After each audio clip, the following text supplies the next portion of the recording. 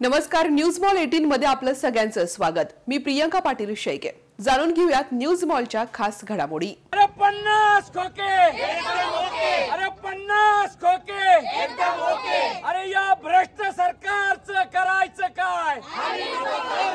छत्रपती देशात दिवसेंदिवस महिला अत्याचाराच्या घटनांमध्ये वाढ होत आहे। याचा जाहीर निषेध करण्यासाठी राष्ट्रवादी काँग्रेस पक्षाच्या ओबीसी सेलच्या प्रदेश संघटक सचिव श्रीमती विद्याताई गाडेकर यांनी महानगरपालिका ते जिल्हाधिकारी कार्यालय या दरम्यान या ठिकाणी निषेध आंदोलन छेडलं होतं। महाराष्ट्रभर महिलांवर होणाऱ्या अत्याचारांच्या संख्या दिवसेंदिवस वाढत आहेत, ही चिंतेची बाब आहे। महिलांवर होणाऱ्या अत्याचारामुळे अनेक शाळकरी मुली, कॉलेजच्या विद्यार्थिनी, रोजगाराच्या शोधात असणाऱ्या तरुणी, तसेच कामानिमित्त बाजारात किंवा अन्य ठिकाणी जाणाऱ्या महिला या सर्वच या घटनेच्या भीतीपोटी जगत आहेत। या महिलांच्या मनातील भीती दूर करण्यासाठी लोकशाही मार्गाने विद्याताई गाडेकर यांच्या नेतृत्वात निषेध आंदोलनाचं आयोजन करण्यात आलं होतं। या आंदोलनामध्ये सामाजिक कार्यकर्त्या वंदनाताई घनदागते लंके या उपस्थित होत्या, तसेच महिला मोठ्या संख्येने उपस्थित होत्या। यावेळी महिलांनी हातामध्ये फलक घेतले होते, यावरती लिहिलं होतं, किडक्या लाडक्या भावाचा जाहीर निषेध, निर्दयी सरकाराचं दहन, सरकारच्या नालायक कृतीचा लावा ब्रेक, तर सुरक्षित होईल आपली लेक, अशा आशयाचे हे बॅनर या आंदोलनादरम्यान झळकत होते। यावेळी उपस्थित महिलांनी प्रतिक्रिया दिल्या।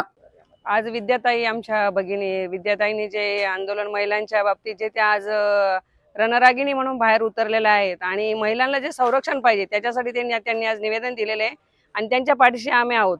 आणि आज हे समाजामध्ये जे महिलांच्यावर अत्याचार, बलात्काराचं प्रमाण फार वाढलेलं आहे, त्याच्यासाठी सर्व महिलांनी मिळून एकत्र आलं पाहिजे आपण, की पुरुषांना ह्या वेदना कळणार नाहीयेत आणि सरकारने काय 1000 आणि 1500 देऊन महिलांना खुश करून चालणार नाहीये, कारण महिलाच तुमच्या सुरक्षित नाही तर ते 1500चं करायचंय काय? याच्यासाठी सरकारने लक्ष दिलं पाहिजे आणि महिलांना कशा सुरक्षित करता येईल याच्यासाठी त्यांनी प्रयत्न केले पाहिजे। सरकारने काय योजना करायला पाहिजे हे सरकारला सुद्धा माहिती आहे, पण ते अंमलात आणत नाहीयेत। आणि महिलांचे जे प्रश्न आहे ना, हे फक्त काय होतं, काहीतरी एखादे लीडर महिला पुढे येतात, तेवढं पुरतं आंदोलन करतात आणि तो विषय तिथंच ठप्प होतो, शेवटपर्यंत हा विषय जातच नाहीये, त्यामुळे होतो। आणि दुसरी गोष्ट म्हणजे महिलांना काय असतं माहिती का, काही घरगुती अडचणी किंवा एखाद्याला संसाराची अडचणी, याचा त्यांचा हा जो भाग असतो ना, हा याचं गांभीर्य लक्षात येत नाही आणि यामुळे काय होतं, समोरचे जे लीडर लोक आहेत किंवा कोणी जे XY पार्टी आहेत ते काय करतात, त्यांना इमोशनल करतात आणि थोडंसं मानसिकतेने याच्याने केल्यामुळे, आणि हे प्रमाण जास्तीत जास्त ग्रामीण भागात जास्त आहे, पण भरपूर 50 ते 60% हे प्रमाण आहे ना सगळं झाकलेलंच असतं।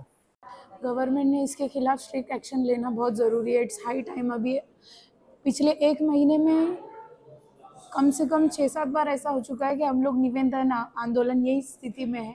इसके लिए लास्ट टाइम निवेदन दिया था महात्मा गांधी के पुतले के पास में। ऐसा बहुत बार हो चुका है कि कुछ भी लेडीज़ पे अत्याचार होता है उसके खिलाफ लोग बोलते हैं, हर तरफ से उसके लिए रिएक्शन निकलता है, कैंडल मार्च होते हैं, सब कुछ होता है, पर किसी भी आरोपी को अब तक ऐसा कोई स्ट्रिक्टली डिसीजन लेके सरकार ने कोई स्ट्रिक्ट सज़ा नहीं दी है कि दूसरे लोग उससे सबक सीखे और ऐसी दोबारा घटना हो ना महाराष्ट्र में। आपल्या महाराष्ट्रामध्ये जे ग्रस्त आहेत म्हणजे शेतकरी किंवा हातमजुरी, धुणे भांडीचे काम करणार, बिडी कामगार काम करणार, गौंडी काम करणार, हे मुलं, हे स्त्रिया आणि त्यांचे मिस्टर हे कामाला जातात, लहान मुलं घरी ठेवतात। एखादी तिच्याहून 10 वर्षाची किंवा 5 वर्षाची मुलगी राहिली तर तिच्या भरोश्यावर सगळं घर सोडवतात।